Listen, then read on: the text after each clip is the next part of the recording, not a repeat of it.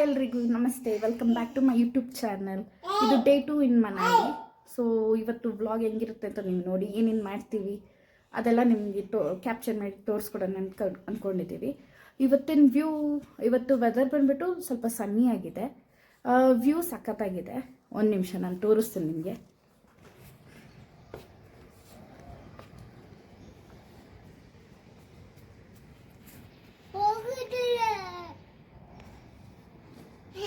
ಸ್ವಲ್ಪ ಬಿಸಿಲಿದೆ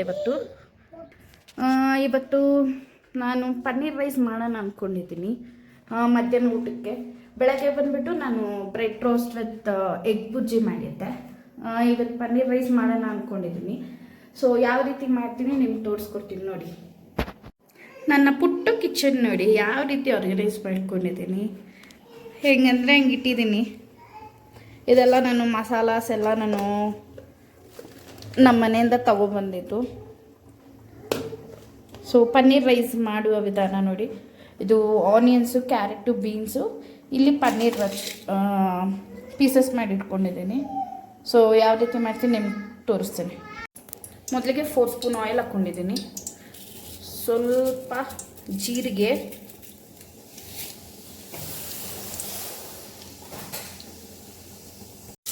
ಆಮೇಲೆ ಆಯಿಲ್ ಹಾಕ್ಕೊಂಡಿದ್ದೀನಿ. ಇದು ಫುಲ್ಲಿ ಫರ್ನಿಶ್ಡ್ ಹೌಸ್ ಅಲ್ವಾ, ಸೊ ಸ್ವಲ್ಪ ವೆಸಲ್ಸ್ ಅವರೇ ಕೊಟ್ಟಿದ್ದಾರೆ, ಸ್ವಲ್ಪ ವೆಸಲ್ ನಾನು ನಮ್ಮ ಮನೆಯಿಂದ ತಗೊಬಂದಿದ್ದೀನಿ. ಇದೊಂದು ಸ್ವಲ್ಪ ಬ್ರೌನ್ ಆಗಿದ ತಕ್ಷಣ ಇದು ಕ್ಯಾರೆಟು, ಬೀನ್ಸ್ ಏನು ಹಚ್ಕೊಂಡಿದ್ದೀನಿ ಇದನ್ನು ನಾವು ಫ್ರೈ ಮಾಡಬೇಕಾಗುತ್ತೆ ಆಯಿಲಲ್ಲಿ. ಇಲ್ಲಿ ಮನಾಲಿ ರೈಸ್ ಹೆಂಗೆ ಅಂದರೆ ನಿಮಗೆ ಇಲ್ಲಿ ಸೋನಾ ಮಸೂರಿ ರೈಸ್ ಸಿಗಲ್ಲ, ಬಾಸ್ಮತಿ ಸಿಗುತ್ತೆ.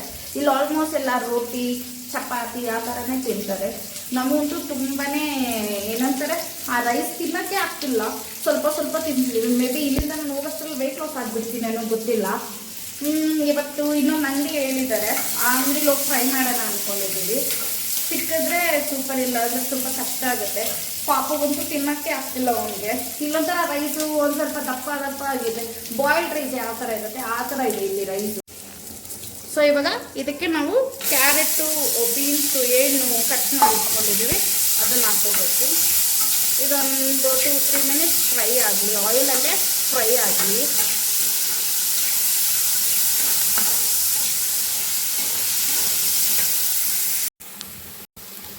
ನಾನು ಸ್ವಲ್ಪ ಕ್ಯಾಶ್ಯೂಸ್ ಹಾಕ್ಕೊಂಡಿದ್ದೀನಿ. ಇದಾದಮೇಲೆ ಪನ್ನೀರ್ ಹಾಕ್ಬೋದು.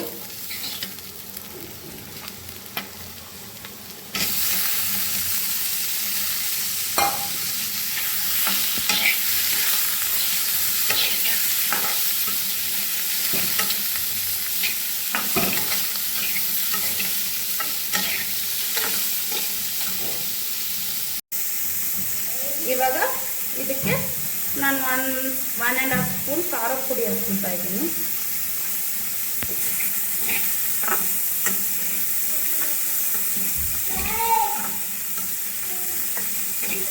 ಇವಾಗ ನೆಕ್ಸ್ಟು ಜೀರಿಗೆ ಪುಡಿ ಹಾಕ್ಕೊಳ್ತಾ ಇದ್ದೀನಿ.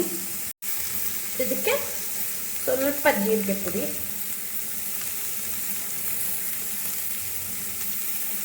ಮತ್ತು ಉಪ್ಪು ಹಾಕ್ಕೊಳ್ತಾ ಇದ್ದೀನಿ. ಆವಾಗಲೇ ಸ್ವಲ್ಪ ಹಾಕಿದ್ದೆ, ಇವಾಗ ಇನ್ನೊಂದು ಸ್ವಲ್ಪ ಆ್ಯಡ್ ಮಾಡ್ತಾ ಇದ್ದೀನಿ.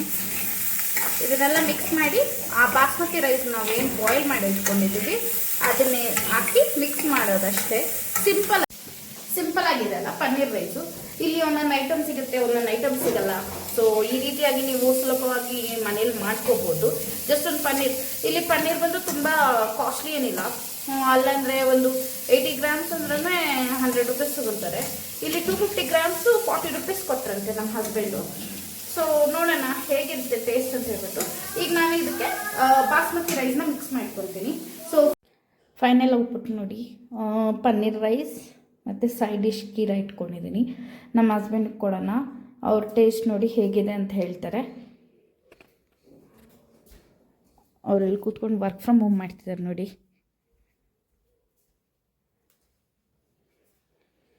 ಟೇಸ್ಟ್ ಹೇಳಿ ನವೀನ್ ಹೇಗಿದೆ ಅಂತ.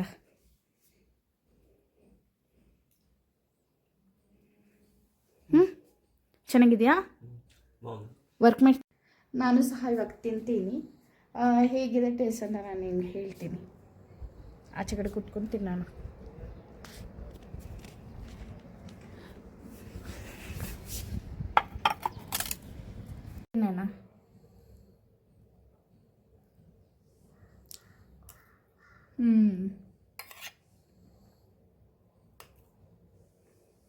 ನೀವೊಂದ್ಸಲ ಟ್ರೈ ಮಾಡಿ, ಸಿಂಪಲಾಗಿ ಚೆನ್ನಾಗಿದೆ.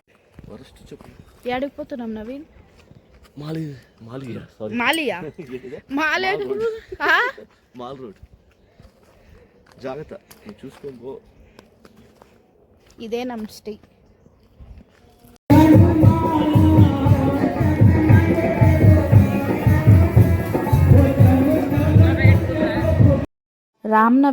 ರಾಮನವಮಿ ಅಲ್ವಾ, ಸೊ ಇಲ್ಲಿ ಭಜನೆ ಎಲ್ಲ ಮಾಡಿ ಪಾನಕ ಎಲ್ಲ ಕೊಡ್ತಾಯಿದ್ರು. ನಾವು ಹೋಗೋಷ್ಟಲ್ಲಿ ಫುಲ್ ಖಾಲಿ ಆಗಿಬಿಟ್ಟಿತ್ತು.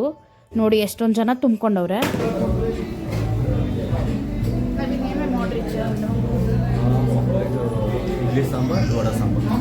ನಮ್ಮ ಸೌತ್ ಇಂಡಿಯನ್ ಫುಡ್ ನೋಡಿ ಮನಾಲಿ